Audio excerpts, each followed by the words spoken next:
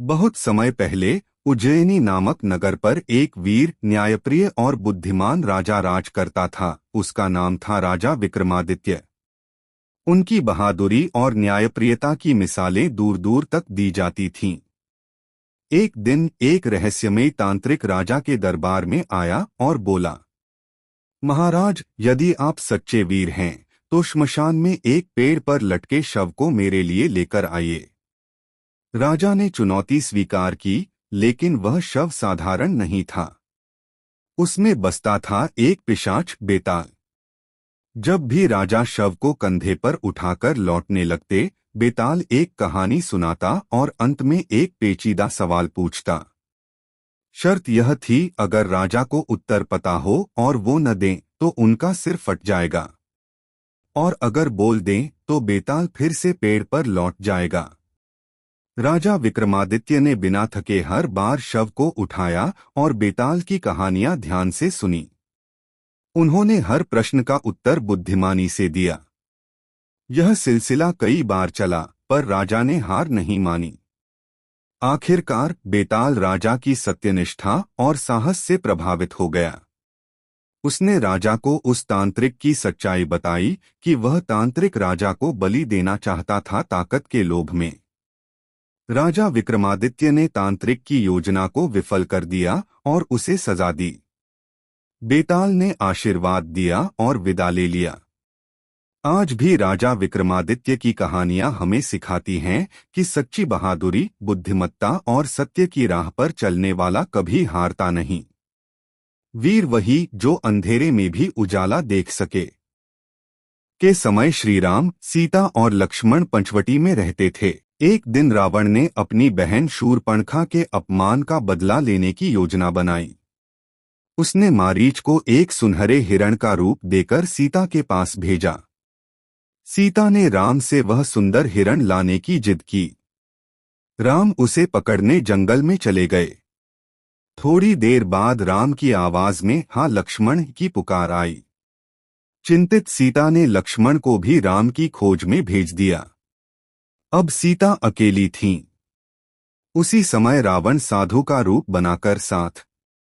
जैसे ही सीता ने लक्ष्मण रेखा पार की, रावण अपने असली रूप में आ गया। एक छोटी सी लड़की जो गांव में खेलती थी।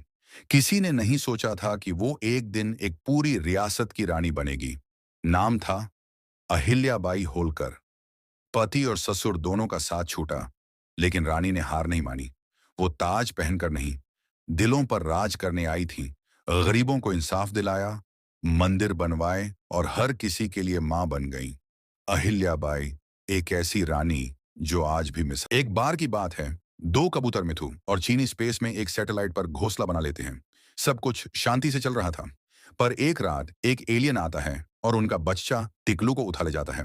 मिथु और चीनी गुस्से में स्पेस सूट पहनते हैं और सीधा एलियन शिप में घुस जाते हैं। वहां उनका फेस ऑफ होता है एक साइंटिस्ट एलियन से, जिसके लब में छोलू ग्लास के डब्बे में फंसा होता है। थोड़ी फाइट, थोड़ा ड्रामा और फिर एक धमाके के साथ वो अपने बच्चे को लेकर वापस घोंसले में आ जाते हैं और बोलते हैं, अगली बार मार्स पे बनाएंगे। हाँ भाई, स्पेस में भी मम्मी पापा रेडी रहते हैं। और अगर आपको ये कहानी गर्मी का मौसम था। जमीन फट चुकी थी, पेड़ सूख गए थे। एक आदमी भूखा, थका हुआ जंगल में भटक रहा था। उसका सामना एक कमजोर हाथी से हुआ। दोनों भूख से लड़ रहे थे। कुछ नहीं था, सिर्फ एक दूसरे का साथ। रात को दोनों एक दूसरे के पास सो गए, बिना कुछ खाए, बिना कुछ कहे। अगले दिन सुबह दोनों की सांस थम चुकी थी। लोग कहते हैं, इंसान और एक शांत दोपहर जिसमें अपने बखौन के साथ सो रही थी, पर अंधेरे में छुपा था एक खतरनाक चूहा। चिकू, उसने बखौन को चुरा लिया। और मां बानी शेरनी, जिसमें ने ठान लिया एक शांत दोपहर बखौन को बचाकर जिसमें अपने बखौन के साथ सो रही थी, पर अंधेरे में छुपा था। एक पुराना राज्य अश्वक, जहां एक सिंहासन था, श्रापित, छुपा हुआ, भूला हुआ समय। लेकिन एक रात एक मंत्री ने उसे छू लिया। अगले दिन एक राक्षस जाग उठा, जो जोर जोर से हंसाने लगा। महाराज चौंक गए। सिंहासन फिर चमकने लगा और महल में गूंजने लगी एक पुरानी आवाज, मैं लौट आया हूं, कलयुग अधिपति। यह कहानी सिर्फ राज की नहीं, विनाश की है। पार्ट 2। के लिए लाइक और सब्सक्राइब कर लो। राजा वीरनारायण ने जब खून से सनी डायरी खोली तो इतिहास चीख पड़ा। श्राप जो 21 साल पहले दिया गया था अब जाग चुका था। जिस सिंहासन ने राजा को जिंदा जला दिया था अब फिर से सांस ले रहा था। उसी समय आर्यमान लौटा, वो योद्धा जो आत्माओं की आवाज सुन सकता था। उसने चिताया, ये लड़ाई तलवारों से नहीं, आत्मा से होगी। फिर पूर्णचंद्र की रात आई और मंत्री जयवर्धन ने ऐलान किया, अब सिंहासन उसका है। काले साए दीवारों से रेंगने लगे और पहला रक्त गिरा। सीने पर लिखा था, सिंहासन भूखा है। यह तो बस शुरुआत। एक गांव में रामू नाम का गरीब किसान रहता था। उसके पास बस एक छोटा सा खेत था। दिन रात मेहनत करता, लेकिन फिर भी पेट भर खाना मुश्किल था। एक साल सूखा पड़ा, फसल बर्बाद हो गई। हार मानने के बजाय रामू ने दूसरे गांव जाकर मजदूरी की, पैसे बचाए और फिर से खेत में मेहनत शुरू की। धीरे धीरे उसकी मेहनत रंग लाई और एक दिन वो आत्मनिर्भर किसान बन गया। जिस सिंहासन ने सदियों से राज किया, अब वो खुद राजा बनना चाहता है। जयवर्धन ने प्राचीन शास्त्रों से एक ऐसा यज्ञ किया जिसमें देव नहीं, प्रेत बुलाए गए। काली राख गिरती है, मंत्रोच्चार, और फिर दरबार में वो हुआ जो कभी नहीं देखा गया था। मृत आत्माएं लौट आईं। किसी ने फुसफुसाकर कहा, अब ये शरीर तेरा नहीं रहा, जयवर्धन। दूसरी ओर आर्यमान और राजा वीरनारायण ने महल की गहराइयों में एक दरवाजा खोला, नाग कोठी का। वहां मिली एक शिला जिस पर खून से लिखा था, सिंहासन बलिदान मांगता है। उस रात जयवर्धन ने आर्यमान के पिता का बलिदान किया और सिंहासन हंसा। थ्रोन पर खून चढ़ता हुआ दिखता है। महल की दीवारों पर खुद ब खुद एक वाक्य उभरा, दूसरा रक्त चढ़ गया है, अगला राजा स्वयं होगा। अब तीसरा बलिदान बाकी है।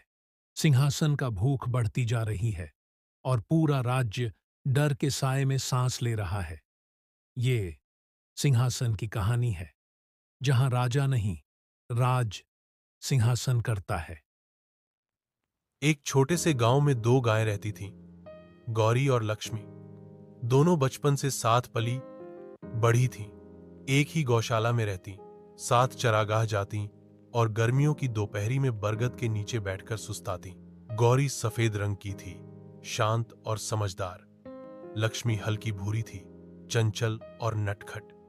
गांव वाले उनकी दोस्ती की मिसाल देते थे।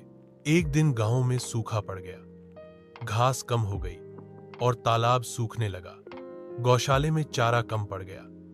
मालिक ने फैसला लिया कि एक गाय को बेच दिया जाए।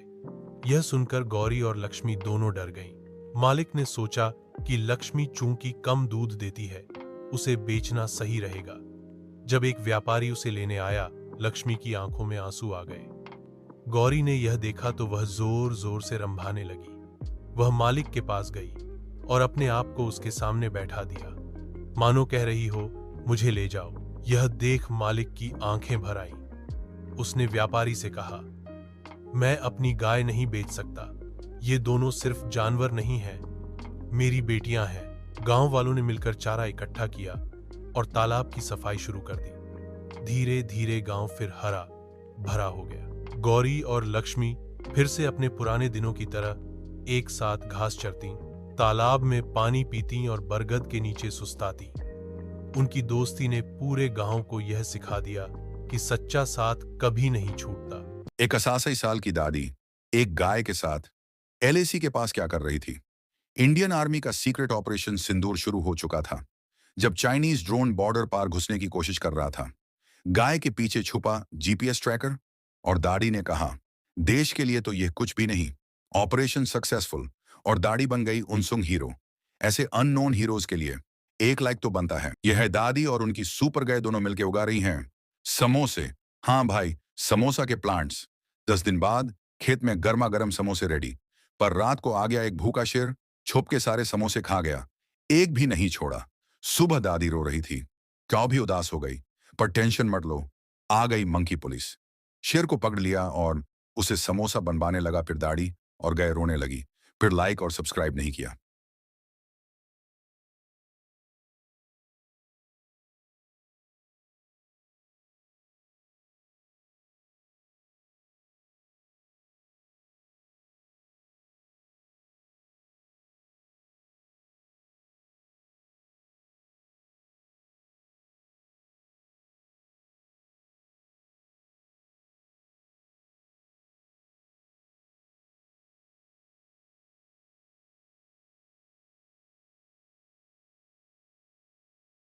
दादी और गए ने लगाया एक नया जूस स्टॉल, गन्ने का जूस। गए पैडल चला रही थी और दादी के बकेट में आ रहा था ठंडा जूस, नींबू और आइस के साथ। पर तभी एक नोटी बिल्ली छुपके से आई और पूरा जूस एक ही सांस में पी गई। दादी चीखी, मेरा जूस। गए भी रो पड़ी, टीयर्स ऊपर उड़ने लगे। बिल्ली बोली, 5 स्टार जूस था रे। PAR मन की पुलिस सब देख रही थी। अब होगा जस्टिस। To be continued.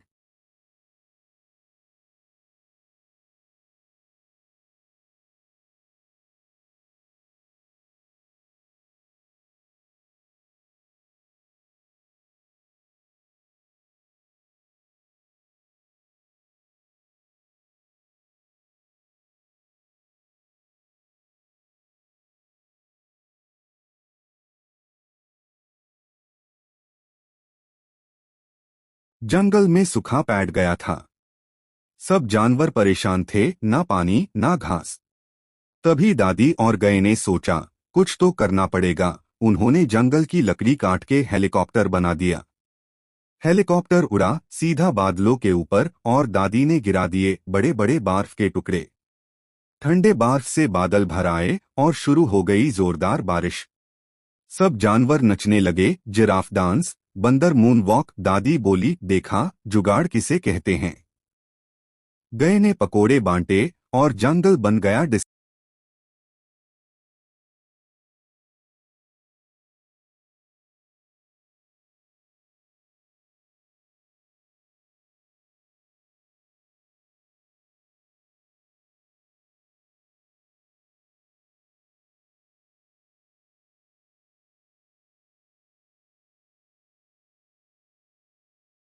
जंगल में दादी और काऊ ने खोला एक नया जुगाड़ू फैक्ट्री।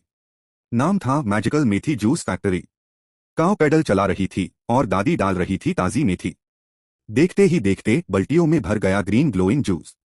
लेकिन रात को छुपके से आई एक नोटी बिल्ली और पूरा मेथी जूस पी गई बिना पूछे।